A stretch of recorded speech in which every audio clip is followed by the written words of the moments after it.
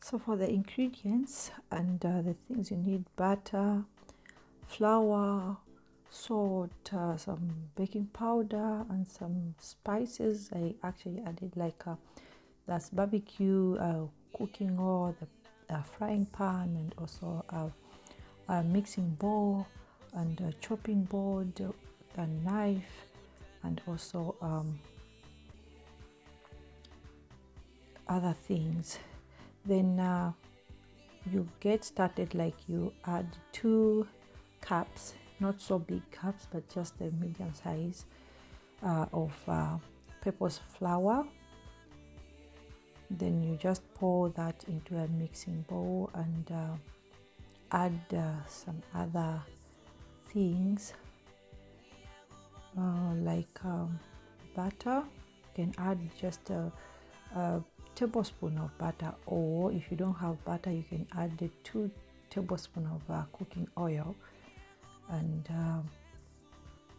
I think that would be enough. Then you add just a half teaspoon, I think, of salt.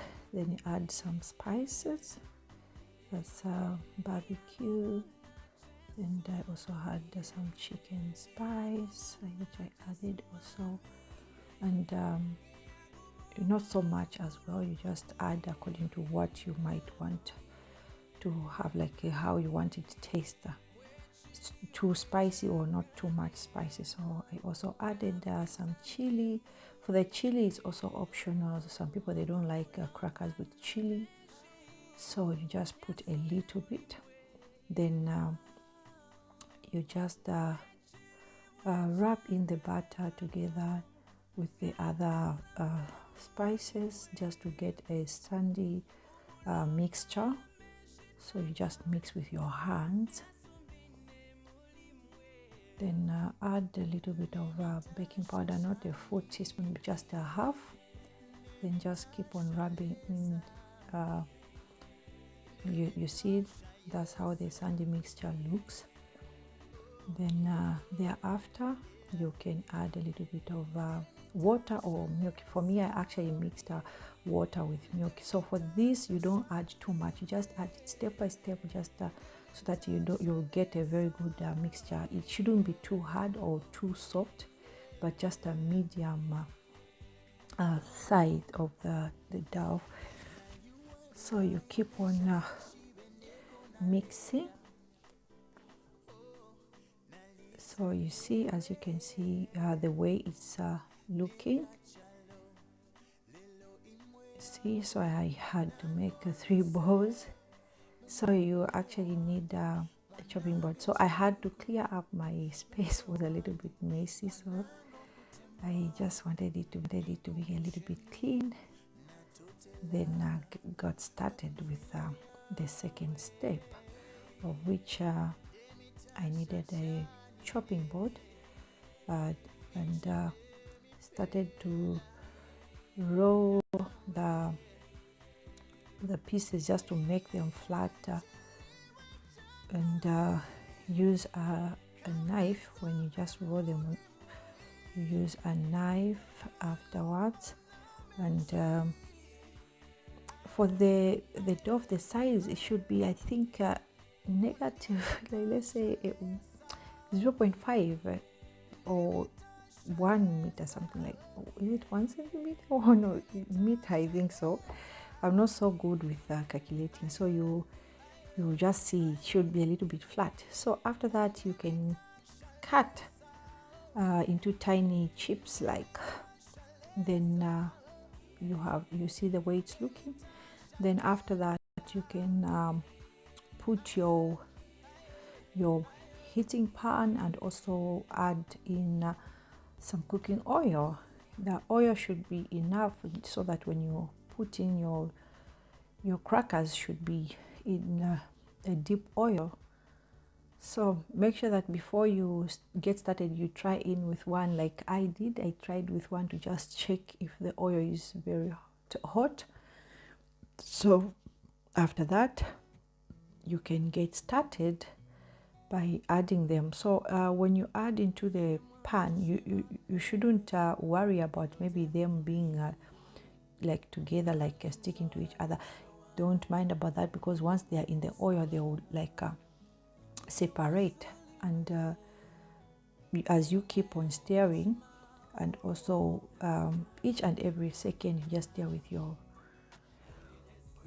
spoon or any fork or anything that you might have in your kitchen as well. It's not like you have mandatory to use what I'm using. So as you keep on stirring, you have to keep on looking out to see if it's actually a little bit of golden brown. For some people, maybe you might love them dark brown, or a little bit just golden. I love them like when they are a little bit gold and a little bit hard, but not really. Like from the mixer which I actually did, you won't get them to be so hard. They will be so like soft but so tasty. So as you can see here, we are almost actually done, just waiting for the crackers to be a little bit browned, and that's it.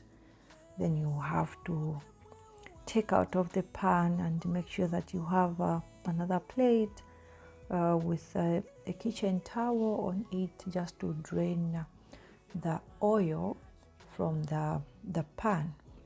So that's the whole purpose of me adding the kitchen towel on the plate. Or if you don't have, you can just put in a plate just like that. It's okay. Then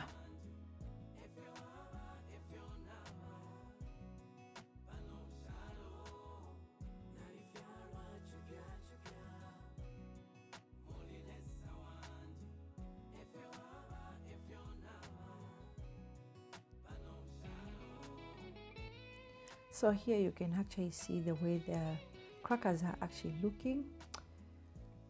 They are looking ready, which it's fine for you to actually put on your plate.